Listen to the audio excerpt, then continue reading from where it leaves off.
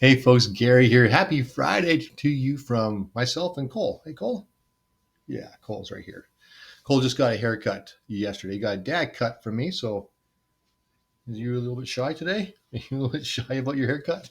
I don't know if that happens with dogs or not, but he doesn't usually like the haircut too much. He likes it afterwards, but not when it's happening. Anyways, has nothing to do with the video here this morning. Just Cole happened to be here.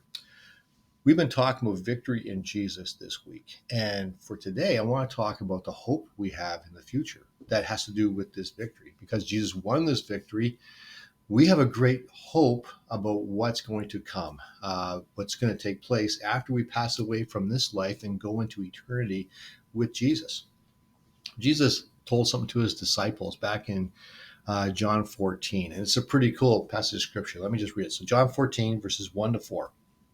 And it says, don't let your hearts be troubled. So first of all, don't be troubled. Don't be worried. Don't be stressed, right? Don't let your hearts be troubled. I can't see that, Cole.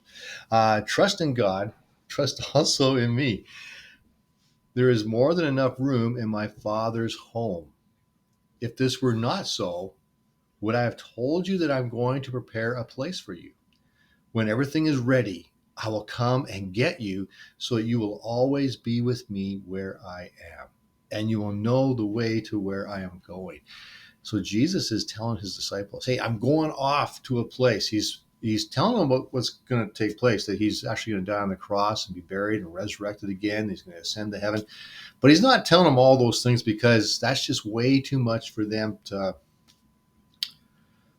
process, to hold on to.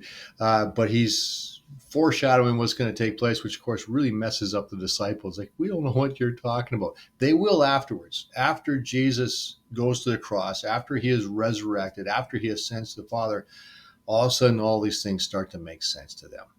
He's going to prepare a place for us. This is something that a groom would do back in that time period. If you were engaged to marry and you were the groom and you had a bride, you would go and prepare a room for your bride off of your father's house. You would build an addition to where you're going to live with her.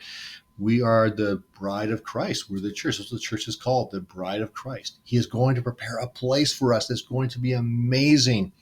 In the hymn, Victory in Jesus, Eugene writes in there and he says, there's just going to be a mansion for me up in heaven, right? Well, it's not so much like a mansion where I go and I have this massive building that's all mine.